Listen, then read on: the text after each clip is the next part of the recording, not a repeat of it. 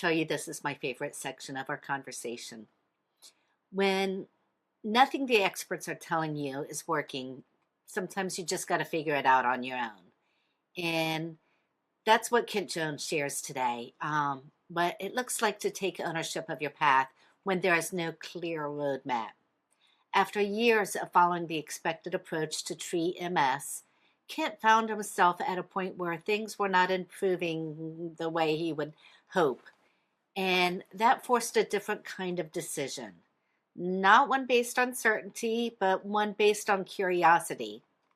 He began experimenting, changing how he approached his health, his habits, and his mindset. Not because he knew it would work, but because staying the same was no longer an option. This conversation is about what happens when you stop waiting for a clear answer and start actively participating in your own rebuilding process. Because sometimes the biggest shift doesn't come from doing more of what you've been told, it comes from deciding to do something new. If anybody wants to follow me, I post as that guy with MS. If you go to thatguywithms.com, you will find not the best website, but you'll find links to the social profiles where my content lives because I'm trying to document this as I'm going through. But the stuff that has gotten me out was so much different than what I envisioned it was going to look like. But a lot of it has been, I kind of frame it as diet, exercise, and mindset, but I can't downplay the mindset piece, how much that has mattered.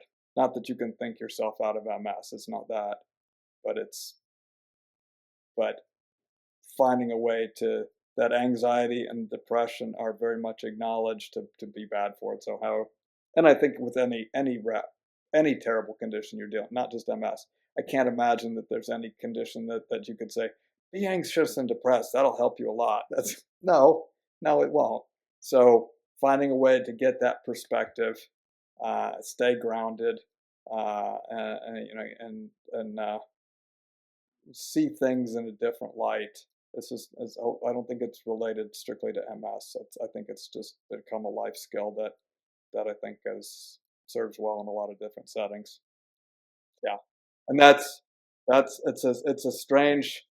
And again, if you so I did $1 million worth of meds. I did. If anybody was interested, it was glutamate acetate, and then what became Tysabri, which is one of the still a very current medication for that. And I did that for 16 years. But then I had an allergic reaction at the end of 2019, and I decided at that time that I was going to stop. And I thought, you know what? I don't think this medicine is helping me. I would get welts and things like that and swelling. I'm like, this cannot be good for me. And I don't like doing this. And so I went off the meds and I thought I'll go 6 months and I'll see what happens. And I'll go to my neurologist. And if I do MRIs and I've got lesions, I'll fess up and say, I'm sorry and get right back on whatever I can. And he did that was, and at the end of 2019, he did the MRIs and he said, you know, your MRIs look good. And I said, I have a confession. I said, I've been off meds for 6 months. I'm just saying and, and he, and I said, but had been doing this weird green shake that I make. There's a diet. There's I bought her book, Dr. Terry Walls. I'll give her a shout out. I bought her book in 2017 and started doing different things with her diet, fermented foods, functional mushrooms, intermittent fasting. I kept reading and adding different things to it. And I said, so I told my neurologist, I said, I've been doing all these things and 6 months here, what do you think? And he said, I really would like you on meds. But he said, but I can't argue that what you're doing is kind of working right now. But he said, but I'm not giving you a green light. Just if but I'm acknowledging that, yeah, so far that's not terrible. And then 2020 came and the pandemic happened, and all of a sudden we're going into virtual visits and no more MRIs and no more all this, and I that was the time that I had at the end of 2020. Then I lost the ability. I was still teaching, but I lost the ability to speak. The event that I had mentioned before, and moving. My marriage was coming undone, and coming up for my mom's condition and stuff. I found myself moving cross country, and so I suddenly found myself last spring realizing I haven't seen my neurologist face to face for 5 years. I've video conferenced with them, so it's not like I was going and but I was continuing to improve. I was getting out of the wheelchair, uh, and I've got, this is part of what I post on my channel, slowly building. Uh, but it was, and I didn't know that that was going to be the case. I kept waiting for the other shoe to drop. Uh, but yeah, I mean, just as I went to, there's a Dr. Aaron Boster. He's in Columbus. I'm in Northwest Ohio now, and he's on YouTube and all that. And I thought, you know what, I should go. I'm going to go talk to him and just see, just a reality check. I think I'm out of the wheelchair. My pain levels are coming down significantly. I'm able to walk, and at least increasingly. Not not I'm not mountain hiking, but I can do that. I'm not missing the wheelchair anymore. And he went. I saw him last spring, and he had my MRIs and all that from my neurologist in Atlanta. And he said I've looked at your MRIs. He said your spinal cord is freaking battered.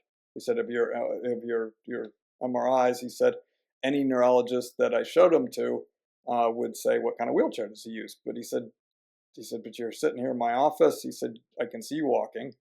He said, you've got sensation in places in your body that you shouldn't, with that spinal cord. He said, I don't know. He said, but I'd like to get you in for more MRIs, and we'll see where it's at. And then we'll talk about meds and doing it. Because that was kind of where I was at. I said, look, I'm approaching 60, and I need to decide if I'm gonna. There's some school of thought that maybe after 60, meds for MS aren't so good. We do better off. But he's like, he said that's a mixed bag. So anyway, I did the MRIs and over the summer, and just as recently as August, I had gone in, and I went in there not knowing, are they going to say your spinal cord has somehow miraculously healed, and your diet has worked, and this is wonderful, and we'll talk all about this. The thing I didn't expect was I looked at the MRIs side by side. I've got a video about this, but it's like I still have the same shitty spinal cord that I had before. He said the lesions are still there. He said, but the disability score that they rate you on what you could, it's markedly fallen. I mean, like dropped 3 points. I'm still very much disabled on a compared to normal people's fully able scale, but that's the thing we can't explain right now. So it's like how the part of the thought is it's anti-inflammatory diet. I'm making the most of the nerve spinal cord that I've got. I gave myself time to heal and let my body reprogram neuroplasticity. I can talk about psychedelics. There's all kinds of fun stuff. But it's but that's what I'm trying to figure out right now, and figure out if my path is a one-off or if it's something that is replicable. So that's what I do with my free time when I'm not healing, is trying to document this process and share it. Uh, and in full confession, I did plenty of psychedelics 40 years ago in college, and then stopped and went off and got an MBA and a family and a career and all, and never looked back. Never thought twice about it. Uh, but um, but I found myself in the point where I was like, okay, with MS, you're trying to stop new damage, deal with the damage that you've got, and maybe repair some damage. And the medical community, even with their very best medications, it's just only addresses the first two. They say we can slow progression, we can give you some relief of these symptoms, but when I would talk to the doctors and do the research, what can you do to repair nerves and rebuild that? There's still nothing. And that's a problem not just for MS, but for dementia and a lot of neurodegenerative conditions. and Parkinson's, and there's a whole big landscape here that's not well served right now, and so yeah, that's but the brain has the capacity.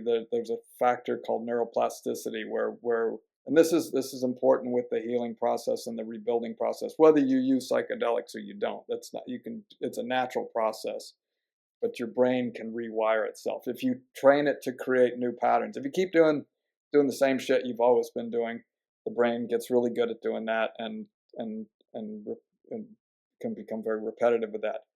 But whether you learn a new language, oh yes, it's you can you can rebuild and reconnect if you're doing new patterns and things like that. So it does not, it very much does not require psychedelics. Psychedelics are a possible way to amplify that. So Kent's story is a reminder that there is not always a clear path forward.